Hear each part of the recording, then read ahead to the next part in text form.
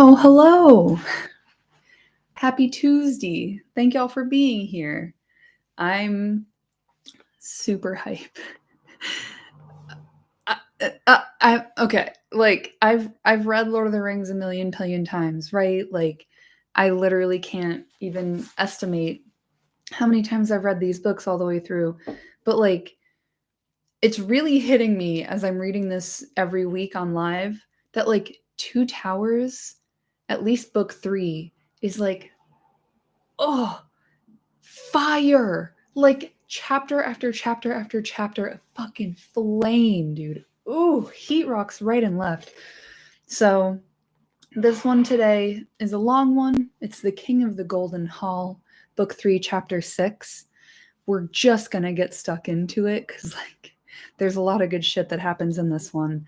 And hey, what up? Hi, what's up, Sting? What's up, Ron? It's great to have y'all here once again. um and yeah, like, oh, this one fucks so hard. Even if you're just a movie fan and you've never read the book, this is gonna sound hella familiar to you. So we're gonna get going with The Two Towers, book 3, chapter 6, The King of the Golden Hall.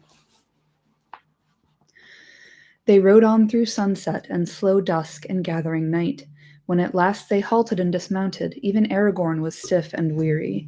Gandalf only allowed them a few hours' rest. Legolas and Gimli slept, and Aragorn lay flat, stretched upon his back, but Gandalf stood, leaning on his staff, gazing into the darkness, east and west. All was silent, and there was no sound. There was no sign or sound of living thing. The night was barred with long clouds, fleeting on a chill wind when they arose again. Under the cold moon they went on once more, as swift as by the light of day. Hours passed, and still they rode on. Gimli nodded and would have fallen from his seat if Gandalf had not clutched and shaken him. Hasufel and Arod, weary but proud, followed their tireless leader, a grey shadow before them, hardly to be seen. The miles went by. The waxing moon sank into the cloudy west. A bitter chill came into the air. Slowly, in the east, the dark faded to a cold gray. Red shafts of light leapt above the black walls of the Emyn Muil, far away upon their left. Dawn came, clear and bright. A wind swept across their path, rushing through the bent grasses. Suddenly, Shadowfax stood still and neighed. Gandalf pointed ahead. "Look!" he cried, and they lifted their tired eyes. Before them stood the mountains of the south, white-tipped and streaked with black. The grasslands rolled against the hills that clustered at their feet and flowed up into many valleys still dim and dark, untouched by the light of dawn, winding their way into the heart of the great mountains. Immediately before the travelers, the widest of these glens opened like a long gulf among the hills. Far inward they glimpsed a tumbled mountain mass with one tall peak. At the mouth of the vale there stood like a sentinel a lonely height. About its feet there flowed, as a thread of silver, the stream that issued from the dale. Upon its brow they caught, still far away, a glint in the rising sun, a glimmer of gold. "Speak, Legolas," said Gandalf. "Tell us what you see there before us." Legolas gazed ahead, shading his eyes from the level shafts of the new-risen sun. "I see a white stream that comes down from the snows," he said. "Where it issues from the shadow of the vale, a green hill rises upon the east. A dike and mighty wall and thorny fence encircle it. Within there rise the roofs of houses, and in the midst, set upon a green terrace, there stands aloft a great hall of men. And it seems to my eyes that it is thatched with gold. The light of it shines far over the land. Golden too are the posts of its doors. There men in bright mail stand, but all else within the courts are yet asleep." "Edoras, those courts are called," said Gandalf, "and Meduseld is that golden hall. There dwells Theoden, son of Thengel, king of the Mark of Rohan. We are come with the rising of the day. Now the road lies plain to see before us. But we must ride more warily, for war is abroad, and the Rohirrim, the horse lords, do not sleep, even if it seems so from afar. Draw no weapon, speak no haughty word, I counsel you all, until we are come before Theoden's seat." Like, please just play it cool for like 5 minutes, guys. The morning was bright and clear about them, and birds were singing when the travelers came to the stream. It ran down swiftly into the plain, and beyond the feet of the hills turned across their path in a wide bend, flowing away east to feed the Entwash far off in its reed-choked beds. The land was green. In the wet meads and along the grassy borders of the stream grew many willow trees. Already, in this southern land, they were blushing red at their fingertips, feeling the approach of spring. Over the stream, there was a ford between low banks, much trampled by the passage of horses. The travelers passed over and came upon a wide rutted track leading towards the uplands. Chat, Gandalf knows how the three of them are. Exactly. He's like, all right, Larry, Moe, and Curly, y'all just leave the hilarious comedy hijinks while I take care of business. Thank you. At the foot of the walled hill, the way ran under the shadow of many mounds, high and green. Upon their western sides, the grass was white as with a drifted snow. Small flowers sprang there like countless stars amid the turf. Look, said Gandalf, how fair are the bright eyes in the grass. Evermind they are called, Symbolmuna, in this land of men, for they blossom in all the seasons of the year, and grow where dead men rest. Behold, we are come to the great barrows where the sires of Theoden sleep. 7 mounds upon the left, and 9 upon the right, said Aragorn. Many long lives of men it is since the Golden Hall was built. 500 times have the red leaves fallen in Mirkwood in my home since then, said Legolas, and but a little while does that seem to us. But to the riders of the Mark it seems so long ago, said Aragorn, that the raising of this house is but a memory of song, and the years before are lost in the mist of time. Now they call this land their home, their own, and their speech is sundered from their northern kin. Then he began to chant softly in a slow tongue unknown to the elf and dwarf, yet they listened, for there was a strong music in it. That, I guess, is the language of the Rohirrim, said Legolas, for it is like to this land itself, rich and rolling in part, and else hard and stern as the mountains. What up, chat? Thank you for being here. But I cannot guess what it means, save that it is laden with the sadness of mortal men. It runs thus in the common speech, said Aragorn, as near as I can make it. Where now is the horse and the rider? Where is the horn that was blowing? Where is the helm and the hauberk, and the bright hair flowing? Where is the hand on the harpstring, and the red fire glowing? Where is the spring, and the harvest, and the tall corn growing? They have passed like rain on the mountain, like a wind in the meadow. The days have gone down in the west, behind the hills, into shadow. Who shall gather the smoke of the dead wood burning, or behold the flowing years from the sea returning? Thus spoke a forgotten poet long ago in Rohan, recalling how tall and fair was Eorl the Young, who rode down out of the north, and there were wings upon the feet of his steed, Felaroth, father of horses. So men still sing in the evening. With these words, the travelers passed the silent mounds. Following the winding way up the green shoulders of the hills, they came at last to the wide wind-swept walls and the gates of Edoras. There sat many men in bright mail, who sprang at once to their feet and barred the way with spears. Stay, strangers here unknown, they cried in the tongue of the Rittermark, demanding the names and errand of the strangers. Wonder was in their eyes, but little friendliness, and they looked darkly upon Gandalf. Well do I understand your speech, he answered in the same language, yet few strangers do so. Why then do you not speak in the common tongue, as is the custom in the West, if you wish to be answered?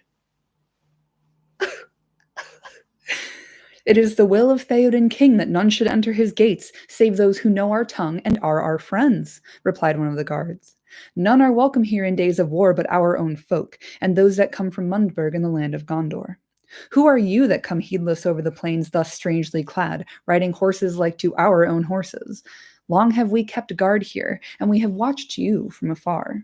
Never have we seen other riders so strange, nor any horse more proud than is one of these that bear you. He is one of the Miras, unless our eyes are cheated by some spell. Say, are you not a wizard, some spy from Saruman, or phantoms of his craft? Speak now, and be swift. We are no phantoms, said Aragorn, nor do your eyes cheat you. For indeed, these are your own horses that we ride, as you knew well ere you asked. I guess. But seldom does thief ride home to the stable. Here are Hasufel and Erod that Eomer, the third marshal of the Mark, lent to us only 2 days ago. We bring them back now, even as we promised him. Has not Eomer then returned and given warning of our coming? A troubled look came into the guard's eyes. Of Eomer I have naught to say, he answered. If what you tell me is true, then doubtless Theoden will have heard of it. Maybe your coming was not wholly unlooked for. It is but 2 nights ago that Wormtongue came to us and said that by the will of Theoden, no stranger should pass these gates. Wormtongue, said Gandalf, looking sharply at the guard. Say no more. My errand is not to Wormtongue, but to the Lord of the Mark himself. I'm in haste. Will you not go or send to say that we are come? His eyes glinted under his deep brows as he bent his gaze upon the man. Yes, I will go, he answered slowly. But what name shall I report? And what shall I say of you? Old and weary you seem now, and yet you are fell and grim beneath, I deem. Well do you see and speak, said the wizard, for I am Gandalf. I have returned, and behold, I too bring back a horse. Here is Shadowfax the Great, whom no other hand can tame, and here beside me is Aragorn, son of Arathorn, the heir of kings, and it is to Munburg that he goes. Here also are Legolas the elf and Gimli the dwarf, our comrades. Go now and say to your master that we are at his gates and would have speech with him, if he will permit us to come into his hall. Strange names you have indeed, but I will report them as you bid and learn my master's will, said the guard. Wait here a little while, and I will bring you such answers as seems good to him. Do not hope too much. These are dark days.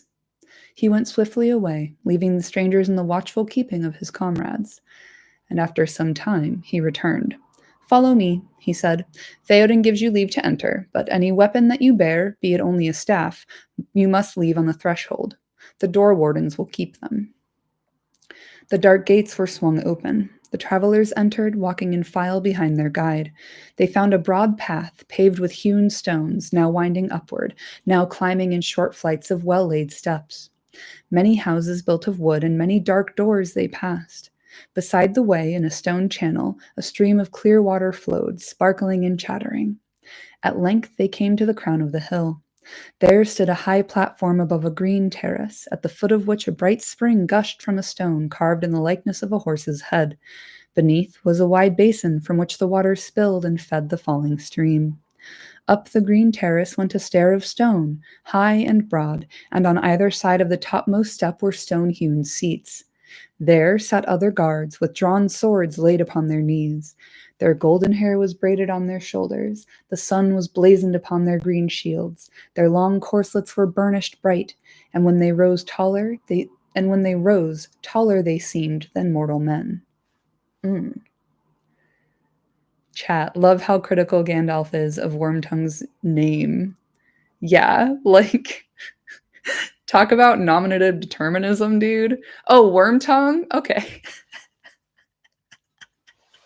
So good. I also, if you've seen my most recent video about Meriadoc Brandybuck, I talk a lot about the kind of latent magic of the people of Rohan that I feel they do possess. Like, it's not outward, they're not doing prestidigitation, but they have kind of like a vibe about them. Like, their language is very musical. They seem taller than mortal men, and they're good at reading in terms of seeing Gandalf and his pals and being like, y'all look like kind of a weird group. Like, I don't know if we should trust you. I don't know. I see a lot of kind of like ancient power of mortal men in the people of Rohan. Might just be me, but hey. There are the doors before you, said the guide. I must return now to my duty at the gate. Farewell, and may the Lord of the Mark be gracious to you. He turned and went swiftly back down the road. The others climbed the long stair under the eyes of the tall watchman. Silent they stood now above and spoke no word until Gandalf stepped out upon the paved terrace at the stair's head. Then, suddenly, with clear voices, they spoke a courteous greeting in their own tongue. Hail, comers from afar, they said, and they turned the hilts of their swords towards the travelers in token of peace. Green gems flashed in the sunlight. Then one of the guards stepped forward and spoke in the common speech. Really quick, chat. Rohan is so Beowulf coded. Yes, yes, yes, exactly. Yes, exactly. Thank you. More on that eventually. I am the door-ward of Theoden, he said. Hema is my name. Here I must bid you lay aside your weapons before you enter. Then Legolas gave into his hand his silver-hafted knife, his quiver, and his bow. Keep these well, he said, for they come from the Golden Wood, and the Lady of Lothlorien gave them to me. Brag. Wonder came into the man's eyes, and he laid the weapons hastily by the wall, as if he feared to handle them. No man will touch them, I promise you, he said, having just touched them. Aragorn stood a while, hesitating. It is not my will, he said, to put aside my sword or to deliver Andúril to the hand of any other man. It is the will of Theoden, said Hema. It is not clear to me that the will of Theoden, son of Thengel, even though he be Lord of the Mark, should prevail over the will of Aragorn, son of Arathorn, Elendil's heir of Gondor. Like, flex contest much? This is the house of Theoden, not of Aragorn. Even were he king of Gondor in the seat of Denethor, said Hema, stepping swiftly before the doors and barring the way. His sword was now in his hand, and the point towards the strangers. This is idle talk, said Gandalf. Needless is Theoden's demand, but it is useless to refuse. A king will have his way in his own hall, be it folly or wisdom. Truly, said Aragorn, and I would do as the master of the house bade me, were this only a woodman's cot, if I bore now any sword but Andúril. It's giving Viggo Mortensen never put his sword down while they were filming. Whatever its name may be, said Hema, here you shall lay it, if you would not fight alone against all the men in Edoras. Like, just put the sword down. Chat, they are ancestors of Haleth, daughter of Haldad. Yeah, you're definitely right about that, and I don't know that much about it. I need to do my little research. Not alone, said Gimli, fingering the blade of his axe and looking darkly up at the guard as if he were a young tree that Gimli had a mind to fell. Not alone. Come, come, said Gandalf. We are all friends here, or should be, for the laughter of Mordor will be our only reward if we quarrel. My errand is pressing. Here at least is my sword, Goodman Hema. Keep it well. Glamdring it is called, for the elves made it long ago. Now let me pass. Come, Aragorn. Slowly, Aragorn unbuckled his belt and himself set his sword upright against the wall. Here I set it, he said, but I command you not to touch it, nor to permit any other to lay his hand on it. In this elvish sheath dwells the blade that was broken and has been made again. Telkar first rotted in the deeps of time. Death shall come to any man that draws Elendil's sword, save Elendil's heir. I love it. He's like, the blade's been broken before, don't you dare fucking break it again. Yes, exactly. Chat, this is the exact confrontation Viggo had with Wellington police over his sword. Intriguing parallels. The guard stepped back and looked with amazement on Aragorn. It seems that you are come on the wings of song out of the forgotten days, he said. It shall be, Lord, as you command. Well, said Gimli, if it has Andúril to keep it company, my axe may stay here too without shame. And he laid it on the floor. Now then, if all is as you wish, let us go and speak with your master. The guard still hesitated. Your staff, he said to Gandalf. Forgive me, but that too must be left at the doors. Foolishness, said Gandalf. Prudence is one thing, but discourtesy is another. I am old. If I may not lean on my stick as I go, then I will sit out here until it pleases Theoden to hobble out himself to speak with me. Aragorn laughed. Every man has something too dear to trust to another. But would you part an old man from his support? Come, will you not let us enter? The staff in the hand of a wizard may be more than a prop for age, said Hema. He looked hard at the ash staff on which Gandalf leaned. Yet, in doubt, a man of worth will trust to his own wisdom. I believe you are friends, and folk worthy of honor who have no evil purpose. You may go in. Yeah, chat, I love how sassy Gandalf is. Same. He's one of my favorites for that exact reason. You wouldn't download a car. You wouldn't part an old man from his walking stick. The guards now lifted the heavy bars of the doors and swung them slowly inwards, grumbling on their great hinges. The travelers entered. Inside it seemed dark and warm after the clear air upon the hill. The hall was long and wide and filled with shadows and half-lights. Mighty pillars upheld its lofty roof. But here and there bright sunbeams fell in glimmering shafts from the eastern windows, high under the deep eaves. Through the louver in the roof, louver, Louver, louver? Through the louver in the roof, above the thin wisps of issuing smoke, the sky showed pale and blue. As their eyes changed, the travelers perceived that the floor was paved with stones of many hues, branching runes and strange devices intertwined beneath their feet. They saw now that the pillars were richly carved, gleaming dully with gold and half-seen colors. Many woven cloths were hung upon the walls, and over their wide spaces marched figures of ancient legend, some dim with years, some darkling in the shade. But upon one form the sunlight fell, a young man upon a white horse. He was blowing a great horn, and his yellow hair was flying in the wind. The horse's head was lifted, and its nostrils were wide and red as it neighed, smelling battle afar. Foaming water, green and white, rushed and curled about its knees. "Behold, Errol the Young," said Aragorn. "Thus he rode out of the north to the battle of the field of Celebrant." Now the four companions went forward, past the clear wood fire burning upon the long hearth in the midst of the hall. Then they halted. At the far end of the house, Zephyr in chat, Louver is a vent. Thank you, I appreciate it. I just don't know how to fucking say it. I never pre-read, and I've never read Lord of the Rings out loud before, so thank you for your patience.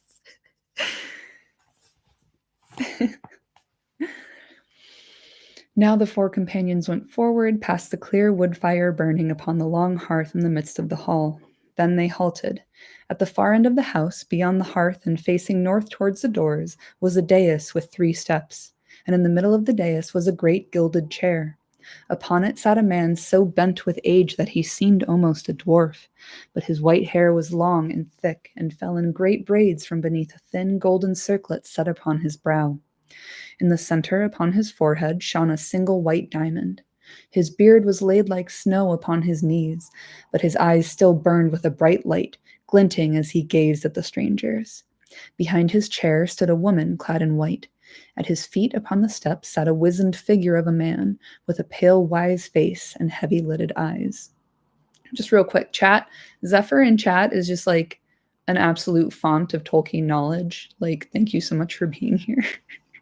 I appreciate you footnoting me, like, genuinely. It's super helpful, and it gives me a lot of like stuff to go and look at after I'm finished reading, so I appreciate it.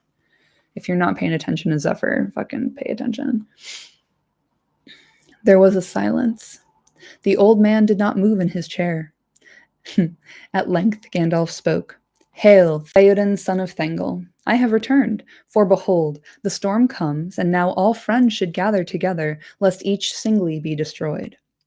Slowly, the old man rose to his feet, leaning heavily upon a short black staff with a handle of white bone. And now the stranger saw that, bent though he was still tall, and must in youth have been high and proud indeed. "I greet you," he said, "and maybe you look for welcome. But truth to tell, your welcome is doubtful here, Master Gandalf. You have ever been a herald of woe. Troubles follow you like crows, and ever the oftener the worse. I will not deceive you. When I heard that Shadowfax had come back riderless, I rejoiced at the return of the horse, but still more at the lack of the rider. And when Eomer brought the tidings that you had gone at last to your long home, I did not mourn. But news from afar is seldom sooth. Here you come again, and with you come evils worse than before, as might be expected. Why should I welcome you, Gandalf Stormcrow? Tell me that." Slowly, he sat down again in his chair. Oh my god, the girls are fighting. "You speak justly, lord," said the pale man sitting upon the steps of the dais. "It is not yet 5 days since the bitter tidings came that Theodred, your son, was slain upon the west marches, your right hand, second marshal of the mark. In Eomer there is little trust. Few men would be left to guard your walls if he had been allowed to rule. And even now we learn from Gondor that the Dark Lord is stirring in the east. Such is the hour in which this wanderer chooses to return. Why indeed should we welcome you, Master Stormcrow? Lathspell I name you, ill news, and ill news is an ill guest, they say.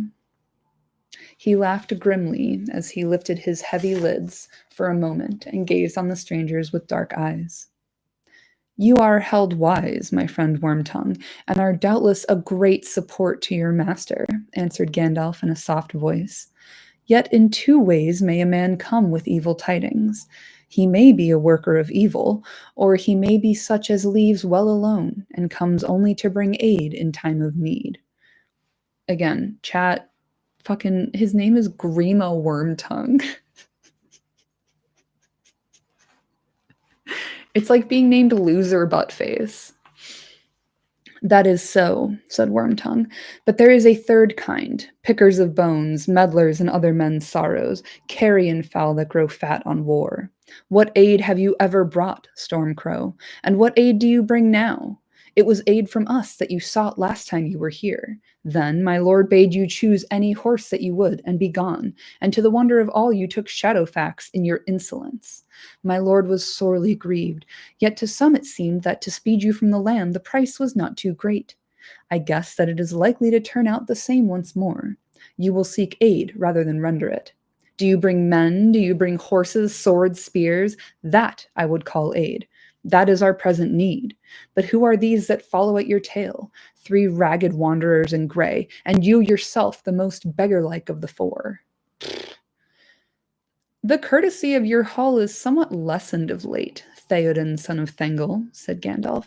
Has not the messenger from your gate reported the names of my companions? Seldom has any lord of Rohan received 3 such guests.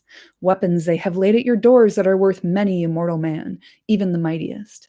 Grey is their raiment, for the elves clad them, and thus they have passed through the shadow of great perils to your hall. Then it is true, as Eomer reported, that you are in league with the sorceress of the Golden Wood, said Wormtongue. It is not to be wondered at. Webs of deceit were ever woven in Dwymordene. Dwymerdene?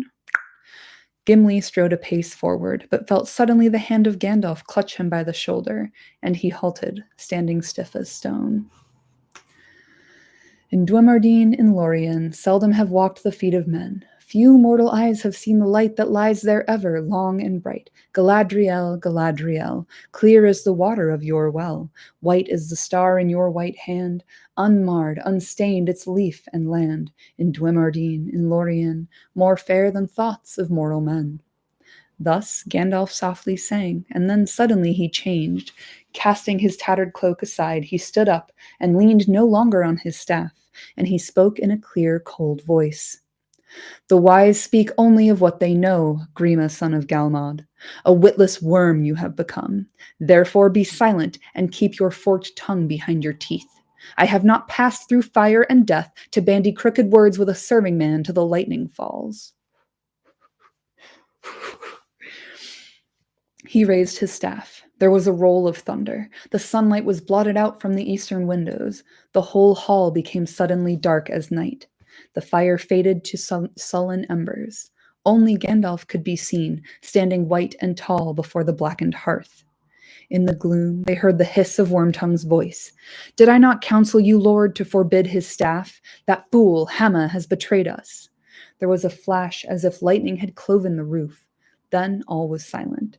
Wormtongue sprawled on his face. Get his ass. Hurt his feelings. Now, Theoden, son of Thengel, will you hearken to me? Said Gandalf. Do you ask for help? He lifted his staff and pointed to a high window. There, the darkness seemed to clear, and through the opening could be seen, high and far, a patch of shining sky. Not all is dark. Take courage, Lord of the Mark, for better help you will not find. No counsel have I to give to those that despair. Yet counsel I could give, and words I could speak to you. Will you hear them? They are not for all ears. I bid you, come out before your doors, and look abroad. Too long have you sat in shadows, and trusted to twisted tales and crooked promptings. Oof! Slowly, Theoden left his chair. A faint light grew in the hall again. The women hastened to the king's side, taking his arm. Oh, the woman, not the women. Singular woman, sorry. And with faltering steps, the old man came down from the dais and paced softly through the hall. Wormtongue remained lying on the floor.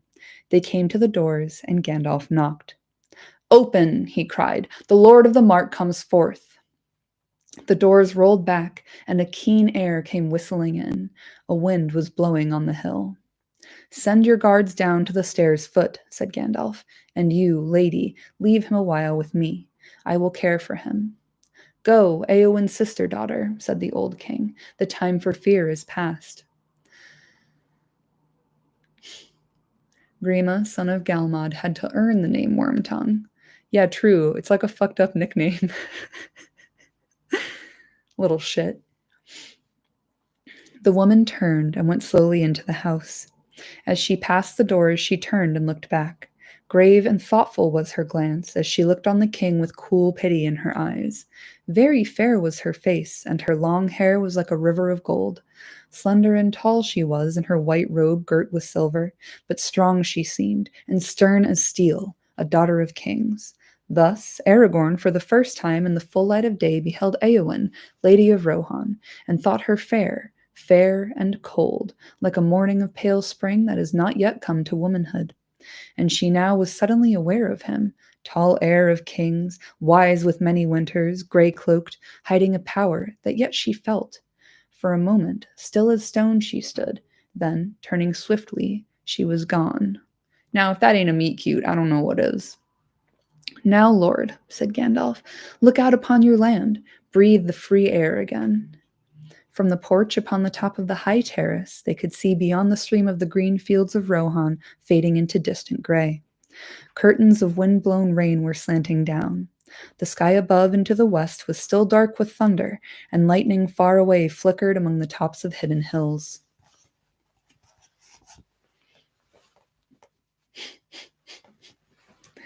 Chat's lit right now.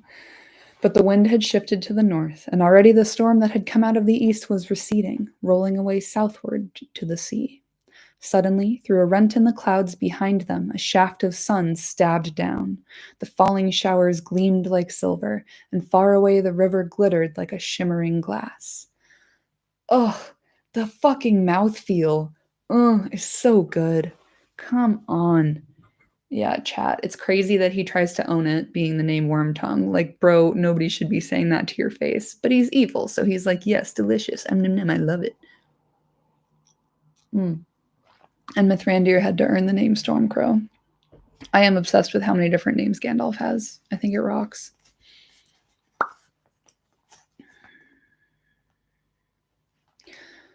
"It is not so dark here," said Theoden. "No," said Gandalf, "nor does age lie so heavily on your shoulders as some would have you think. Cast aside your prop." From the king's hand the black staff fell clattering on the stones. He drew himself up slowly, as a man that is stiff from long bending over some dull toil. Now tall and straight he stood, and his eyes were blue as he looked into the opening sky. "Dark have been my dreams of late," he said, "but I feel as one new awakened. I would now that you had come before, Gandalf. I would now that you would come before, Gandalf, for I fear that already you have come too late, only to see the last days of my house. Not long now shall stand the high hall which Brago, son of Eorl, built. Fire shall devour the high seat. What is to be done?" "Much," said Gandalf, "but first send for Eomer. Do I not guess rightly that you hold him prisoner by the counsel of Grima, of him that all save you named the Wormtongue?" "It is true," said Theoden. "He had rebelled against my commands, and threatened death to Grima in my hall." "A man may love you, and yet not love Wormtongue or his counsels," said Gandalf. "That may be. I will do as you ask. Call Hamma to me. Since he proved untrusty as a door ward, let him become an errand runner." "The guilty shall bring the guilty to judgment," said Theoden, and his voice was grim. Yet he looked at Gandalf and smiled, and as he did so many lines of care were smoothed away and did not return. When Hema had been summoned and had gone, Gandalf led Theoden to a stone seat, and then sat himself before the king upon the topmost stair.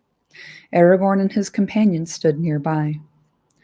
"There is no time to tell all that you should hear," said Gandalf. "Yet, if my hope is not cheated, a time will come ere long when I can speak more fully. Behold, you are come into a peril greater even than the wit of Wormtongue could weave into your dreams. But see, you dream no longer. You live.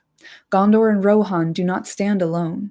The enemy is strong beyond our reckoning, yet we have a hope at which he has not guessed." Quickly now Gandalf spoke. His voice was low and secret, and none save the king heard what he said.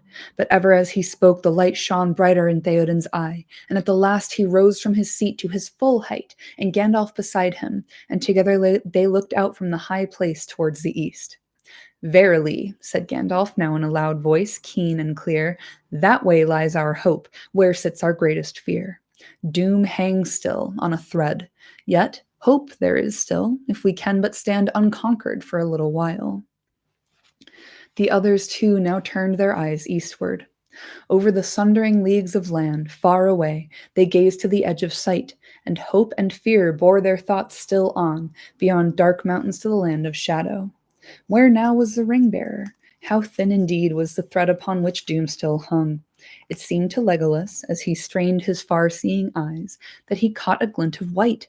Far away, perchance, the sun twinkled on a pinnacle of the Tower of Guard, and further still, endlessly remote and yet a present threat, there was a tiny tongue of flame. Slowly, Theoden sat down again, as if weariness still struggled to master him against the will of Gandalf. He turned and looked at his great house.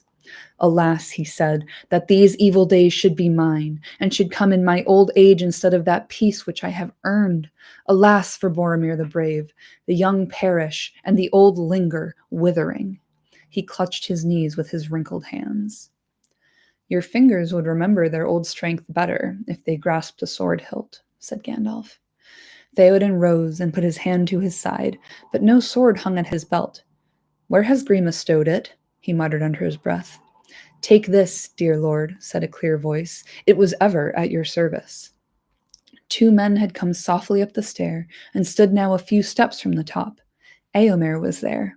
No helm was on his head, no mail was on his breast, but in his hand he held a drawn sword, and as he knelt, he offered the hilt to his master. "How comes this?" said Theoden sternly. He turned towards Eomer, and the men looked in wonder at him, standing now proud and erect. Where was the old man whom they had left crouching in his chair or leaning on his stick? "It is my doing, lord," said Hema, trembling. He's having the worst fucking day. Hema's having a really bad day at work today. "I understood that Eomer was to be set free. Such joy was in my heart that maybe I have erred." Yeah, no fucking kidding, dude. "Yet, since he was free again, and he a marshal of the mark, I brought him his sword, as he bade me." "To lay at your feet, my lord," said Eomer. For a moment of silence, Theoden stood looking down at Eomer as he knelt still before him. Neither moved. "Will you not take the sword?" said Gandalf. Slowly, Theoden stretched forth his hand. As his fingers took the hilt, it seemed to the watchers that firmness and strength returned to his thin arm. Suddenly, he lifted the blade and swung it shimmering and whistling in the air. Then he gave a great cry. His voice rang clear as he chanted in the tongue of Rohan a call to arms. "Arise now, arise, riders of Theoden! Dire deeds awake. Dark it is eastward. Let horse be bridled, horn be sounded. Forth, Eorlingas!" The guards, thinking that they were summoned, sprang up the stair. They looked at their lord in amazement, and then, as one man, they drew their swords and laid them at his feet. "Command us," they said. "Westu Theoden ha." "Hal. Westu Theoden Hal," cried Eomer. "It is a joy to see you return into your own. Never again shall it be said, Gandalf, that you come only with grief." "Take back your sword, Eomer, sister son," said the king. "Go, Hema, and seek my own sword. Grima had it in his keeping. Bring him to me also. Now, Gandalf, you said that you had counsel to give, if I would hear it. What is your counsel?" "You have yourself already taken it," answered Gandalf, "to put your trust in Eomer rather than in a man of crooked mind. to cast aside regret and fear, to do the deed at hand. Every man that can ride should be sent west at once, as Eomer counseled you. We must first destroy the threat of Saruman while we have time. If we fail, we fall. If we succeed, then we will face the next task. Meanwhile, your people that are left, the women and the children and the old, should fly to the refuges that you have in the mountains. Were they not prepared against just such an evil day as this? Hey chat, what's up, Fresh Prince? Welcome in. Wizard time. Let them take provision, but delay not, nor burden themselves with treasures great or small. It is their lives that are at stake. This counsel seems good to me now, said Theoden. Let all my folk get ready, but you, my guests, truly you said, Gandalf, that the courtesy of my hall is lessened. You have ridden through the night, and the morning wears away. You have had neither sleep nor food. A guest house shall be made ready. There you shall sleep when you have eaten. Nay, lord, said Aragorn, there is no rest yet for the weary. The men of Rohan must ride forth today, and we will ride with them, axe, sword, and bow. We did not bring them to rest against your wall, Lord of the Mark, and I promised Eomer that my sword and his should be drawn together.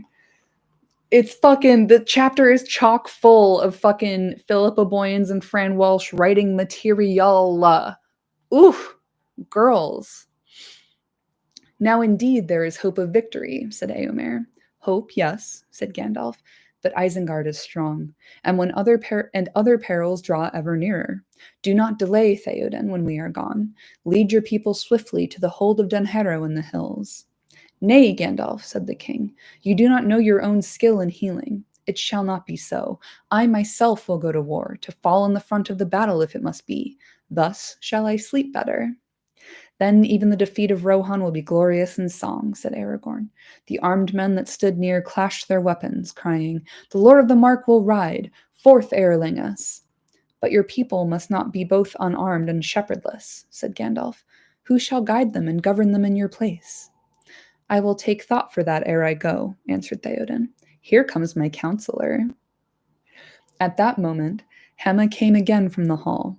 Behind him, cringing between two other men, came Grima the Wormtongue. I love Grima the Wormtongue, like Winnie the Pooh. Grima the Wormtongue. Oh, God, okay. There's something in there that like really fucking tickles my brain in a really nice way. His face was very white. His eyes blinked in the sunlight. Hema knelt and presented to Theoden a long sword and a scabbard clasped with gold and set with green gems. Here, Lord, is Herugrim, your ancient blade, he said. It was found in his chest. Loath he was to render up the keys.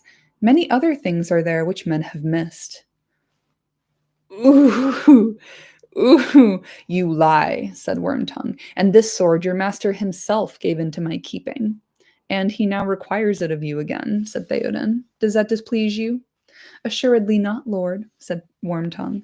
I care for you and yours as best I may, but do not weary yourself or tax too heavily your strength. Let others deal with these irksome guests. Your meat is about to be set on the board. Will you not go to it? I will, said Theoden, and let food for my guests be set on the board beside me. The host rides today. Send the heralds forth. Let them summon all who dwell nigh. Every man and strong lad able to bear arms, all who have horses, let them be ready in the saddle at the gate ere the second hour from noon. Dear Lord, cried Wormtongue, it is as I feared. This wizard has bewitched you. Are none to be left to defend the golden hall of your fathers and all your treasure? None to guard the Lord of the Mark?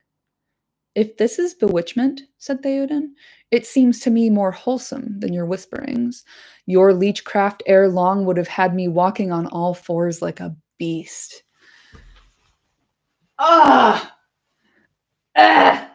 It's the best!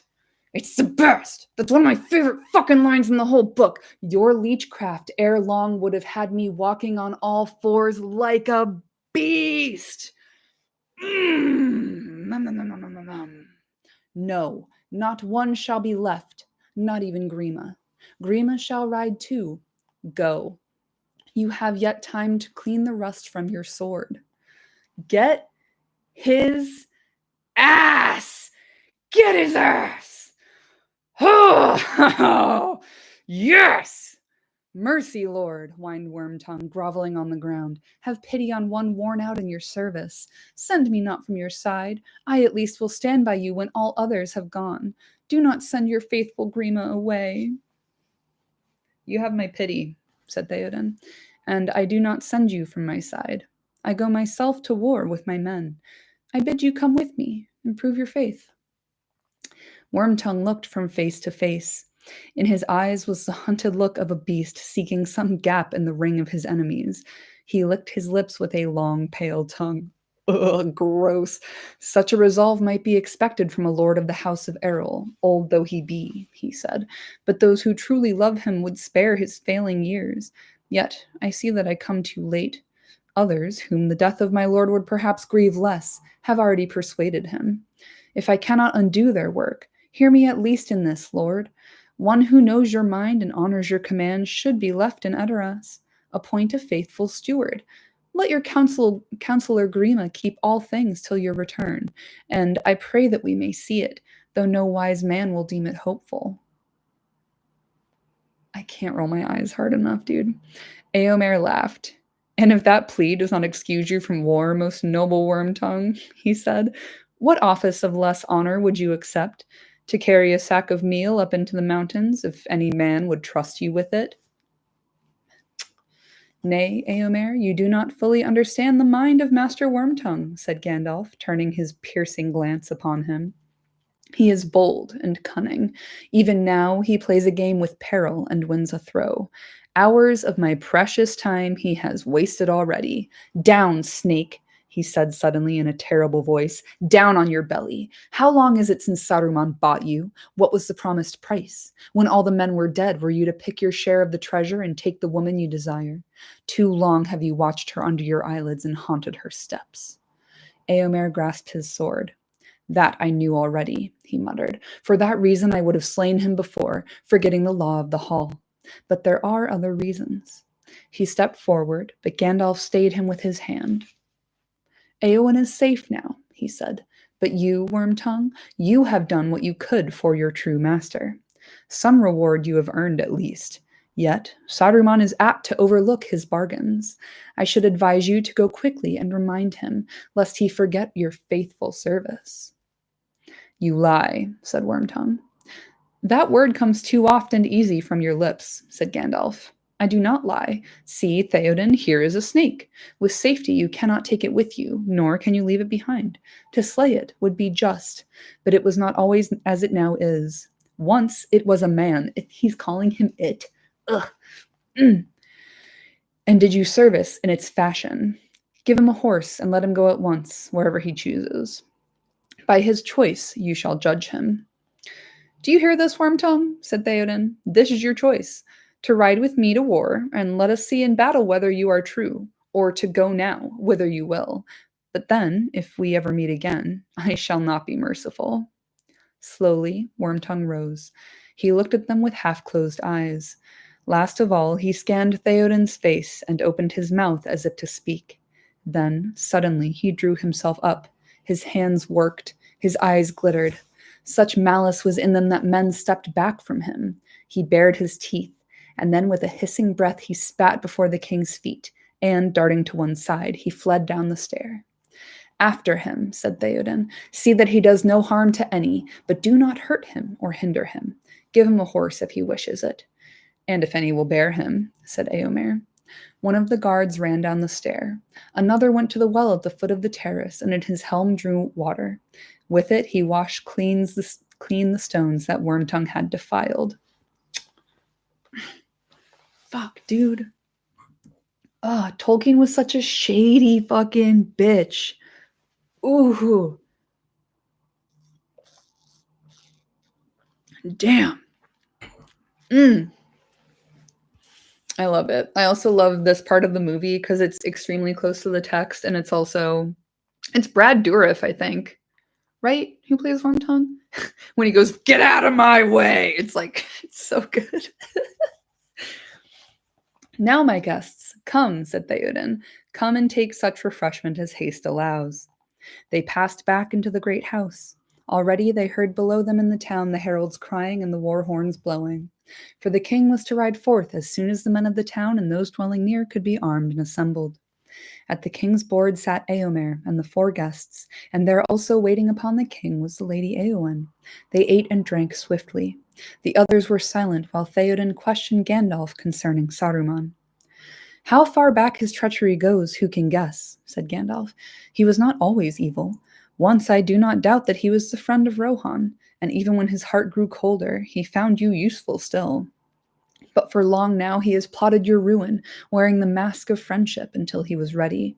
In those years, Wormtongue's task was easy, and all that you did was swiftly known in Isengard, for your land was open, and strangers came and went.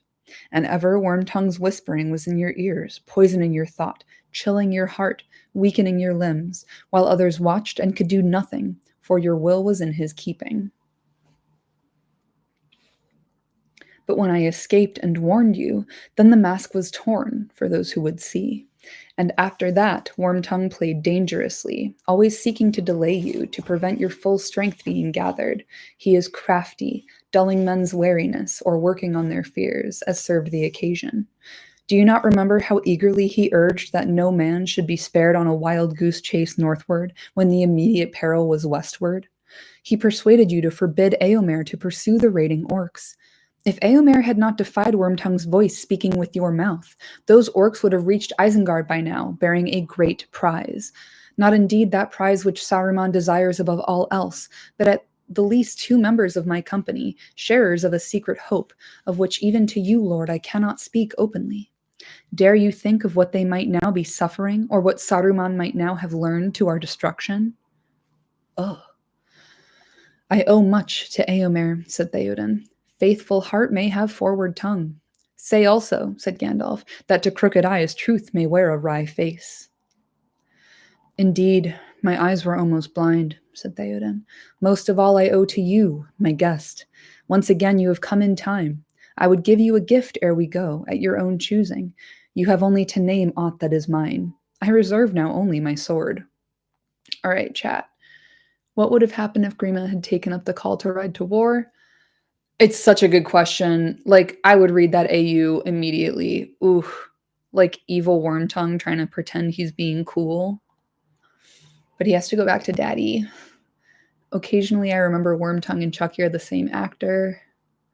And Brad also played Billy Bibbit in One Flew Over the Cuckoo's Nest, which I've never seen. I need to see that. But yeah, Brad Dourif is fucking amazing. I love him. He's so good. He's like one of those chameleon actors that I'm always like, I don't know it's him until I check the IMDb. He's fucking great. And I think about this all the time for some reason. Sorry, I'll get back to this in a second. But on the extended edition special features, when they're doing the scene at the top of Orthanc with the stabbing, Brad Dourif like turns to the camera and he goes, "You should see me with a 357 Magnum. I'm awesome." I think about it all the time. It's like an earworm of mine. All right. Okay. Theoden's like, take anything you want, just not my sword. Thank you.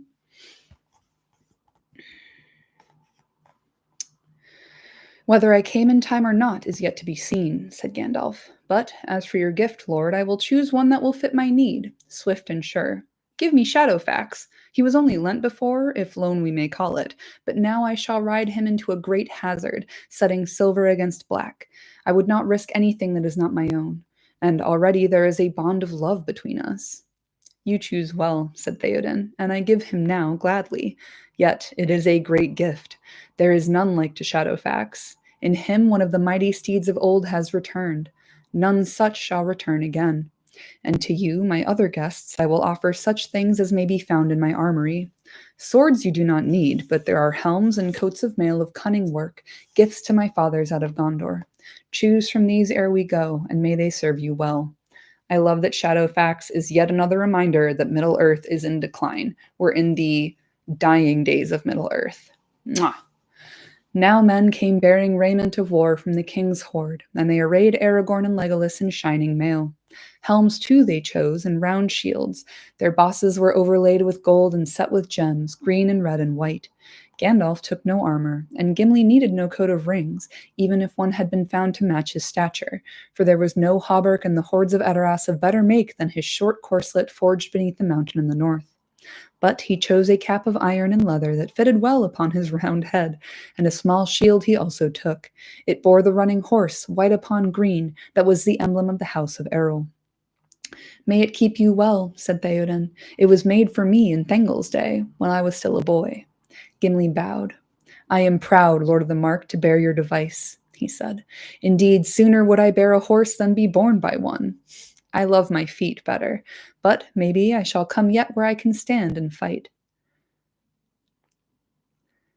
Yeah, chat, very good point. Decline harkens to Beowulf too. You see the theme so much in Rohan. I need to reread Beowulf, is what I'm learning. The last time I read it was like 2021. No, not even 2021. 2011, dog. I'm so old. But yeah, I need to read Tolkien's translation of Beowulf because I've never actually read it. Thank you, Backgrounds of Literature class. But maybe I shall come yet where I can stand and fight, says Gimli. It may well be so, said Theoden. The king now rose, and at once Eowyn came forward bearing wine. Fare through, Theoden Hal, she said. Receive now this cup, and drink in happy hour. Health be with thee at thy going and coming.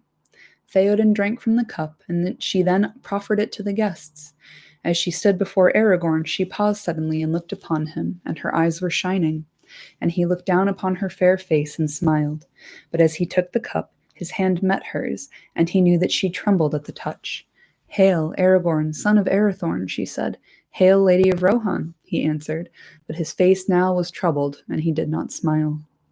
When they had all drunk, the king went down the hall to the doors. There the guards awaited him, and heralds stood, and all the lords and chiefs were gathered together that remained in Edoras or dwelt nearby. Behold, I go forth, and it seems like to be my last riding, said Theoden. I have no child. Theodred, my son, is slain. I name Eomer, my sister's son, to be my heir. If neither of us return, then choose a new lord as you will. But to someone I must now entrust my people that I leave behind, to rule them in my place. Which of you will stay? No man spoke. Is there none whom you would name? In whom do my people trust? In the house of Errol, answered Hema. But Eomer I cannot spare, nor would he stay, said the king, and he is the last of that house. I said not Eomer, said Hema, and he is not the last. There is Eowyn, daughter of Eomund, his sister. She is fearless and high-hearted. All love her. Let her be as lord to the Eorlingus while we are gone. It shall be so, said Theoden. Let the heralds announce to the folk that the Lady Eowyn will lead them. Oh my god, feminism. Then the king sat upon a seat before his doors, and Eowyn knelt before him and received from him a sword and a fair corslet. Farewell, sister-daughter, he said. Dark is the hour, yet maybe we shall return to the Golden Hall. But in Dunharrow the people may long defend themselves, and if the battle go ill, thither will come all who escape. Speak not so, she answered. A year shall I endure for every day that passes until your return. But as she spoke, her eyes went to Aragorn, who stood nearby. The king shall come again, he said. Fear not. Not west, but east does our doom await us. Chat. Christopher Lee had to explain to PJ what it really sounds like when someone gets their throat cut. Yeah, because Christopher Lee was an absolute legend, and he was the only one in the entire film production of Lord of the Rings who actually met Tolkien, and he was a fucking badass, and I miss him all the time, and I really enjoy his Christmas metal album. If you haven't heard it, oh my god, leave the stream and go listen to it. Yo, Fresh Prince, were you at the fucking Perthshire Farm Show? Yeah, we met the donkeys. We saw all the goats. We saw the horsies. We ate the foods. We explored the craft tent. Dog! Yo! Okay. It's Thistlemoon. Thistlemoon's the connection here. Dog. We need to like plan better, because I would love to like hang out in real life IRL in meat space. Next time. Also, don't you live in Glasgow now? Did you come back for that? Put it in the chat. I'll read it in a second. The king now went down the stair with Gandalf beside him. The others followed. Aragorn looked back as they passed towards the gate. Alone, Eowyn stood before the doors of the house at the stair's head. The sword was set upright before her, and her hands were laid upon the hilt. Ugh, what an excellent image. She was clad now in mail and shone like silver in the sun. Gimli walked with Legolas, his axe on his shoulder. Well, at last we set off, he said. Men need many words before deeds. My axe is restless in my hands, though I doubt not that these Rohirrim are fell-handed when they come to it. Nonetheless, this is not the warfare that suits me. How shall I come to the battle? I wish I could walk and not bump like a sack at Gandalf's saddlebow. Saddle bow? Is it like the front of the saddle? Is that what that is? Like a boat saddle bow? Oh, god damn it.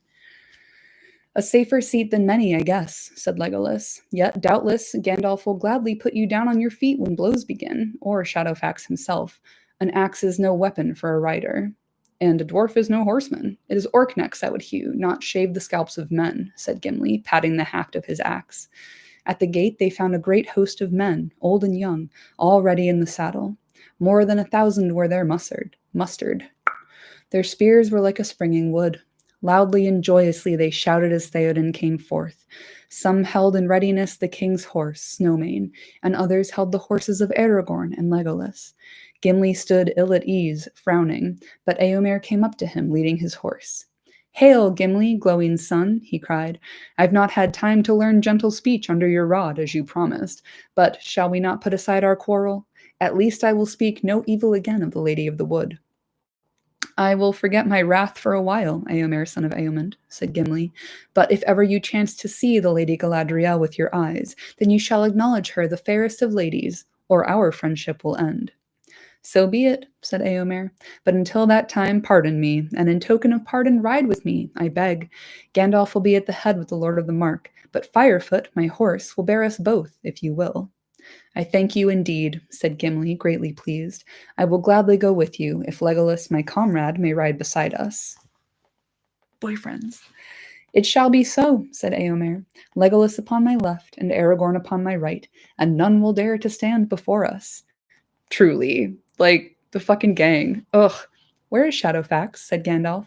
Running wild over the grass, they answered. He will let no man handle him. There he goes, away down by the ford, like a shadow among the willows. Gandalf whistled and called aloud the horse's name, and far away he tossed his head and neighed, and turning, sped towards the host like an arrow. Were the breath of the west wind to take a body visible, even so would it appear, said Eomer, as the great horse ran up until he stood before the wizard. The gift seems already to be given, said Theoden, but hearken all. Here now I name my guest, Gandalf Greyhaim, wisest of counselors, most welcome of wanderers, a lord of the Mark, a chieftain of the Eorlingas while our kin shall last, and I give to him Shadowfax, prince of horses. I thank you, Theoden King, said Gandalf.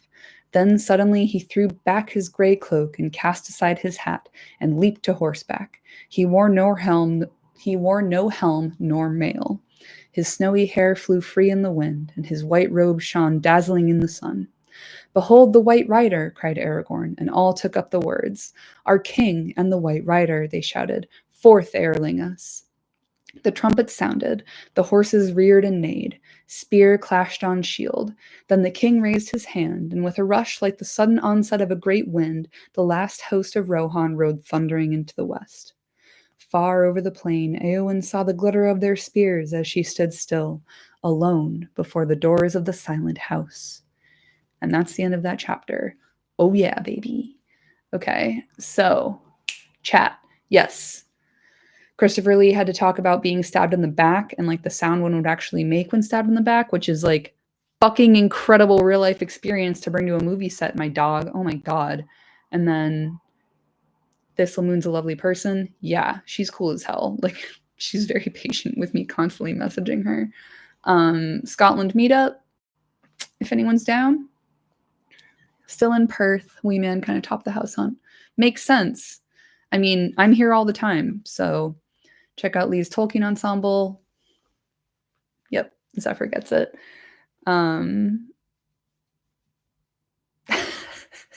And yeah, we do not support Celtic, the football team. We support Partick Thistle, if any. But yeah, there's one little bit because like there's so much goodness in this chapter, like all the good shit that was ripped directly from the text and then quoted in the movie, I find so satisfying. Wormtongue's downfall, Theoden's rise, the descriptions of Eowyn I find really interesting. Like she seems like such a mysterious character in the text. And then I love how Gimli just wants to murder. He's like, y'all talk too much. Can we get to the murdering? I love him. Love Gimli. But there's one bit that I think is interesting because when I was talking about Merry the Hobbit and Theoden the man and their relationship, um, to me, the kind of most significant thread there is the phrase "for a little while." And when they're speaking about when Gandalf and Theoden are talking about like what happens now, Gandalf says, in the east, that way lies our hope, where sits our greatest fear. Doom hangs still on a thread. Yet, hope there is still, if we can but stand unconquered for a little while. So, Gandalf is the first to invoke for a little while, as in, like, if we can stand unconquered, like, if we can hold out, that's where our hope lies. And it seems to me that Theoden kind of latches onto a little while, like, we only need to do this for a little while because there's not that much time left until shit utterly hits the fan. And then Theoden kind of translates that into, I think he knows that he doesn't have like much time left, A, because he's kind of like older, and B, because he's writing to his own death. He knows that. Even when he starts like, even when he's kind of mustering everyone, he's like, this might be the last time I ride out. Oh well, it'll be worth it. Like, I'd rather die at the forefront of the battle than continue to be like hunched over in my chair while my people suffer.